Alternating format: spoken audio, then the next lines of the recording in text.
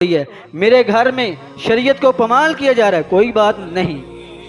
ایسی نرمی، ایسی خاموشی اسلام کے منافی ہے۔ جہاں رسول اللہ صلی اللہ علیہ وسلم دیکھتے کہ دین کے اندر اللہ کی حرمتوں میں سے کسی حرمت کو پامال کیا جا رہا ہے تو وہاں اللہ کے رسول ناراض ہوتے اور ناراضی کا اظہار کرتے۔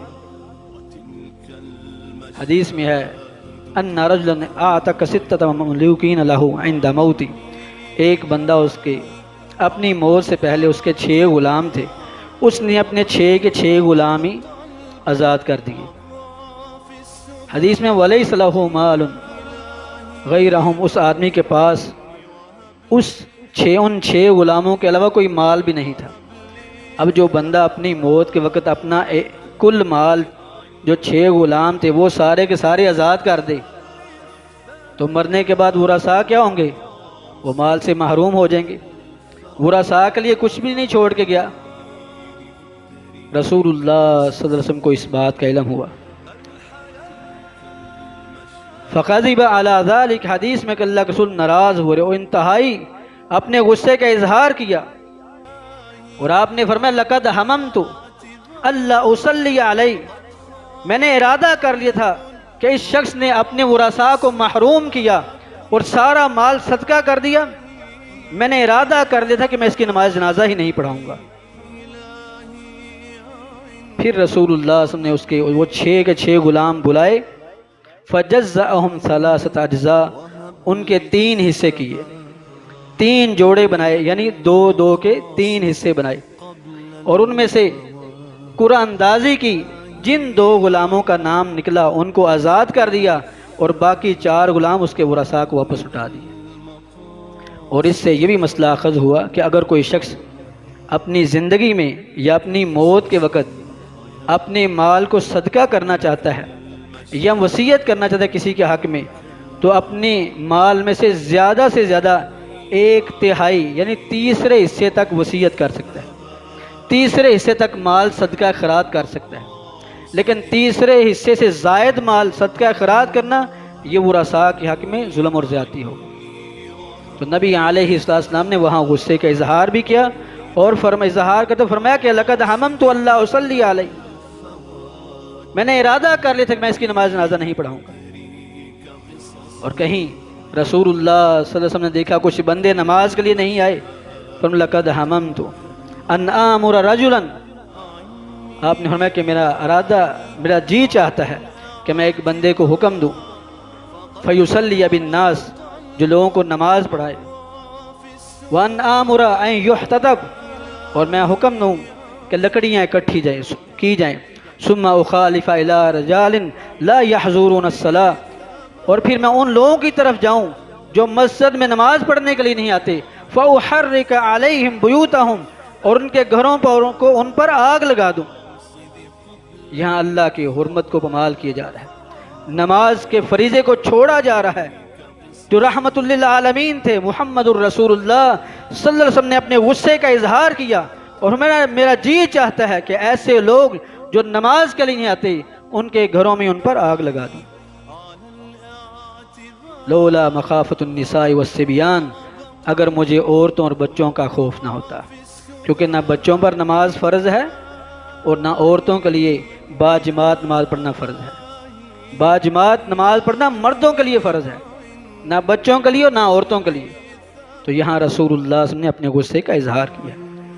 اس لیے غصے کا اظہار حق کے اندر ہونا چاہیے، باطل کے اندر غصے کا اظہار کرنا یہ شیطان کا ساتھ دینا ہے۔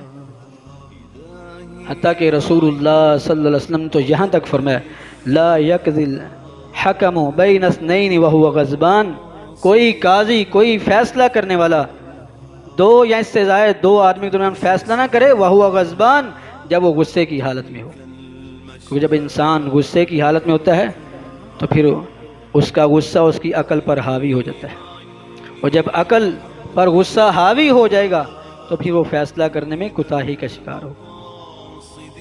اسلام نے بہترین اصول بیان کیے کہ غصے کی حالت میں کوئی قاضی فیصلہ بھی نہیں کر سکتا، تو اس لیے غصے کو چھوڑ دینا چاہیے۔ غصے کے معاملے میں انسان کو نرمی برتنی چاہیے۔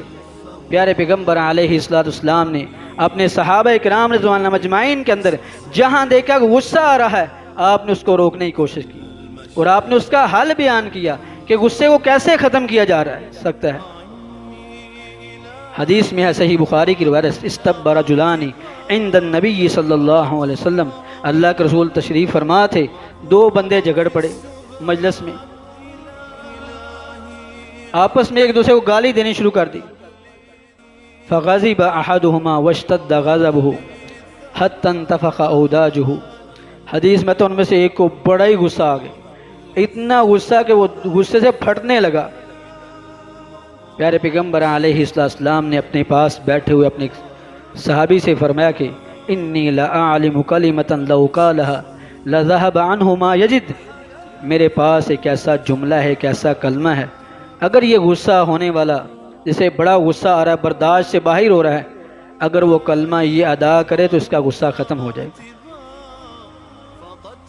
پھر اس نے پوچھا کہ اللہ کے رسول وہ کون سا کلمہ؟ آپ نے فرمایا کہ اعوذ باللہ من الشیطان الرجیم، غصہ آتا ہے فوراً اعوذ باللہ من الشیطان الرجیم پڑھو، یہ غصے کا حل رسول اللہ صلی اللہ علیہ وسلم نے فرمایا، کیونکہ غصہ آنا یہ شیطان کی طرف سے ہے، اور نبی علیہ السلام ہر معاملے میں نرم مزاج، اللہ کے رسول صلی اللہ علیہ وسلم تشریف فرما تھے، آپ کی مجلس میں منافقین بھی آتے تھے، یہودی بھی آتے تھے، کچھ یہودی رسول اللہ صلی اللہ علیہ وسلم کی مجلس میں آئے اور آ کر کہنے کہ السلام علیکم، آپ پر موت واقع ہو، نعوذ باللہ، اللہ کے رسول کو بد دعا دی، اور یہ ان کا خوب سے باطن تھا یہود کا۔ جب انہوں نے یہ بات کہی تو رسول اللہ صلی اللہ علیہ وسلم کی مجلس میں آپ کی ازواج مطہرات بھی، صحابیات بھی ہوا کرتی تھی، حضرت عائشہ رضی اللہ تعالیٰ عنہ نے یہ کلمہ سن لیا ان کا، فرمانے کی وعلیکم السلام واللعنہ یا اصحاب القرد والخنازیر، تم پر اللہ کی لعنت ہو، تم پر موت واقع ہو، اے خنزیروں اور بندروں کے بھائیوں۔ اب چونکہ یہودیوں میں سے ہی کئیوں پر اللہ کا عذاب ہے، اللہ نے ان کی شکلیں بندروں کی بنا دی تھی، اور یہودیوں میں ایسے لوگ تھے جن پر اللہ کا عذاب ہے، ان کی شکلیں خنزیروں سے مشابہ ہو گئی۔ ام المومنین سیدہ عائشہ رضی اللہ عنہا نے غصے میں یہ بات کہی، پیارے پیغمبر علیہ السلام کہ علیک بالرفق یا عائش، آپ محبت سے آپ نے فرمایا کہ اے عائش علیک بالرفق، نرمی کو لازم پکڑو۔ کہنے لگی اللہ کے اولم تسمع ما قالوا، اللہ کے آپ سن نہیں رہے یہ کیا کہہ رہے ہیں؟ آپ نے اولم تسمعی ما قلت، تم نہیں سن رہی میں نے کیا کہا ہے؟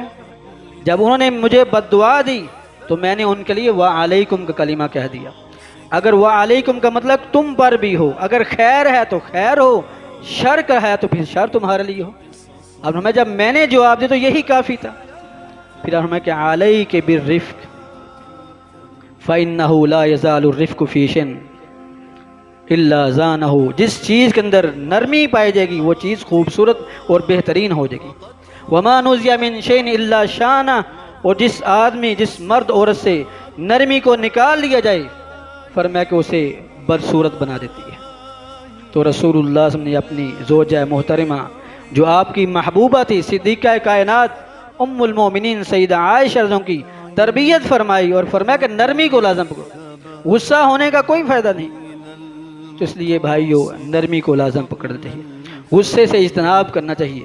اگر ہم نرمی کو اپنائیں گے تو اللہ ہمارے لیے نرمی کا معاملہ فرمائے گا، اللہ کی مخلوق پر ترس کریں گے اللہ ہم پر ترس فرما دے گا۔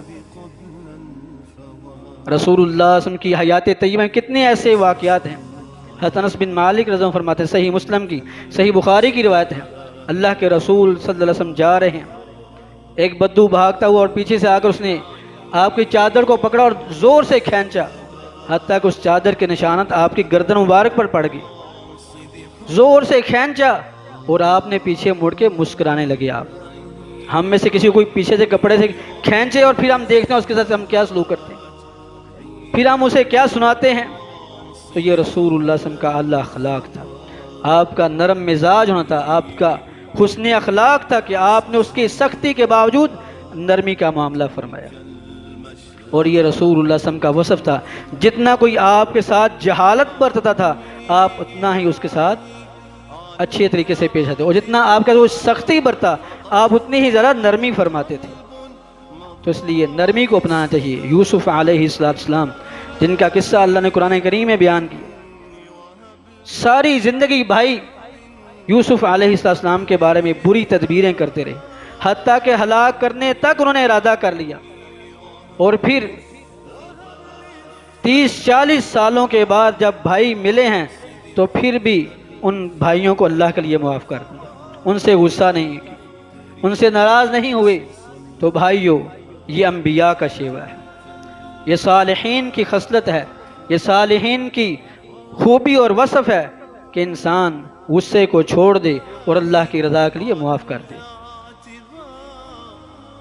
حضرت حسن بن علی رضی اللہ عنہما کے بارے میں یہ ایک حکایت بیان کی جاتی ہے جو اہل تفسیر نے بھی بیان کی ہے کہ حسن بن علی رضی اللہ عنہما ایک دن تشریف فرما تھے. ان کی لونڈی ان کے پاس وضو کا پانی لے کر آئی.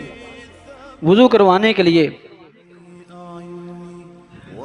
جب ان کو وضو کروانا شروع کیا تو ان کے ہاتھ سے برتن گرا جو حسن بن علی رضی اللہ عنہ کے پاؤں پہ لگا، پاؤں پہ زخم آ گیا. فوراً اس لونڈی نے اسی آیت کو جو میں نے خطبے کے شروع میں پڑھی، یہ آیت پڑھی والکاظمین الغیظ. متقین کے اوصاف میں سے اہل تقوی کا یہ وصف اور ان کی یہ خوبی ہے، والکاظمین الغیظ، وہ غصے کو پی جاتے ہیں. فرمانے لگے قد کظمت غضبی، میں نے اپنا غصہ پی لیا ہے. پھر اس لونڈی نے اگلی آیت کا اگلا حصہ پڑھا والعافین عن الناس. یہ متقین کا وصف ہے، وہ اللہ کے بندوں کو معاف کر دیتے ہیں. فرمانے قد عفوت عنک، میں نے تمہیں معاف کر دیا. پھر اس نے آیت کا اگلا حصہ پڑھا واللہ یحب المحسنین، اللہ احسان کرنے والوں کو، نیکی کرنے والوں کو پسند کرتا ہے. فرمانے کہ میں نے تم پر یہ احسان کرتا ہوں، جاؤ انت حرۃ للہ، آج کے بعد تم اللہ کے لیے آزاد ہو.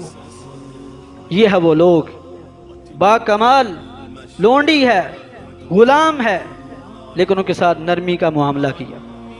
امام بخاری رحمہ اللہ کے بارے میں ان کے شاگرد عبداللہ بن محمد سیارفی رحمہ اللہ بیان کرتے ہیں کہ ایک دن میں امام بخاری رحمہ اللہ کے گھر آیا، ہم بیٹھ کر حدیثیں لکھ رہے تھے. اچانک ان کی خادمہ، ان کی لونڈی ان کے پاس سے گزری، اس کا پاؤں لگا تو سیاہی والی جو دوات تھی وہ الٹ گئی. دوات گرنے سے سیاہی پھیل گئی، جو لکھا تھا وہ خراب ہو گیا.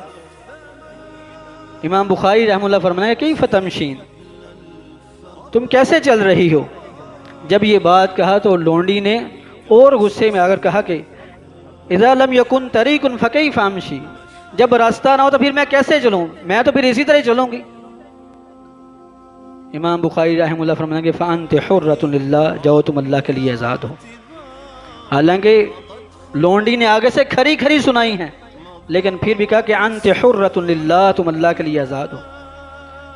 پاس بیٹھا شاگرد عبداللہ بن محمد سیافی بیان کرتا ہے، میں نے کہا استاد محترم آپ ان سے کیسے پیش آئے، اور اس نے آگے سے کیسے سختی سے جواب دیا کہ جب رستہ نہ ہو تو پھر کیسے چلوں، اور آپ نے اسے آزاد کر دیا. فرمانے کہ انہا اغضبتنی، اس نے مجھے غصہ دلایا. فاملکت علی نفسی، میں نے اپنے نفس پر اب قابو پا لیا اور اپنے نفس کو روکا اور پھر اسے اس کام کرنے پر مجبور کیا جو اللہ کا حکم تھا. تو یہ ہے اللہ کا حکم سمجھ کر کسی سے درگزر کرنا، معاف کر دینا، غصے پر قابو پا لینا، یہ اہل تقوی کا وصف ہے، یہ اہل تقوی متقین کی خوبی ہے، ان کی علامت ہے. تو بھائیو، آج کے اس دور میں آپ دیکھ رہے ہیں کہ حالات کی سنجیدگی کی وجہ سے اور پھر پریشانیوں کی وجہ سے ہر بندہ غصے سے بھرا پڑا ہے، ذرا ذرا سی باتوں پر، مرنے مرانے پر. اور آج وہ حالات بن چکے ہیں جو رسول اللہ صلی اللہ علیہ وسلم کی بعثت سے پہلے اہل جاہلیت کے تھے. کبھی پانی پینے پلانے پہ جھگڑا، کبھی گھوڑا آگے دوڑانے پہ جھگڑا، اور چھوٹے چھوٹے معاملات میں جھگڑے ہوتے تھے. اور آج اسلام آنے کے بعد پھر بھی ہمارے اندر وہی کمی کوتاہیاں اور وہی نقص پائے جائیں تو پھر سمجھ لے کہ ہمیں پھر اسلام سے کوئی فائدہ حاصل نہیں ہوا، ہم نے صحیح معنی میں اسلام کو اپنایا ہی نہیں. جبکہ رب تعالیٰ کا قرآن یہ حکم دیتا ہے یا ایھا الذین آمنوا ادخلوا فی السلم کافہ، اہل ایمان اسلام کے اندر مکمل کے مکمل داخل ہو جاؤ۔ اور آج ہمارے حالات جو ہیں، جو ہمیں دین میں چیز اچھی لگتی ہے اسے اپنا لیتے ہیں، اور جو ہمیں اچھی نہیں لگتی اسے چھوڑ دیتے ہیں، حالانکہ اللہ کا یہ حکم نہیں ہے۔ اللہ کا حکم یہ ہے طوعاً کرہن، بات اچھی لگے یا نہ لگے، دل چاہے یا نہ چاہے، ہر حالت میں اللہ کے حکم کو سر خم تسلیم کر لیجیے، اسے قبول کر لے، دل و جان سے تسلیم کر لیجیے، اسے اوپر عمل پیرا ہوا جائے، تو اللہ ہماری کوتاہیاں دور فرمائے اور اللہ ہمارے غصے کو ختم فرمائے۔ نبی علیہ السلام نے یہی نصیحت فرمائی کہ لا تغضب لا تغضب لا تغضب، غصے نہ ہو، غصے نہ ہو، غصہ نہ کرو۔ تو اللہ ہمیں اس مذموم حرکت سے، مذموم فعل سے محفوظ فرمائے، اللہ ہمارے دلوں میں نرمی پیدا فرمائے اور جو کوتاہی اللہ دور فرما دے۔ سبحان ربک رب العزت عما یصفون وسلام علی المرسلین والحمد للہ رب العالمین۔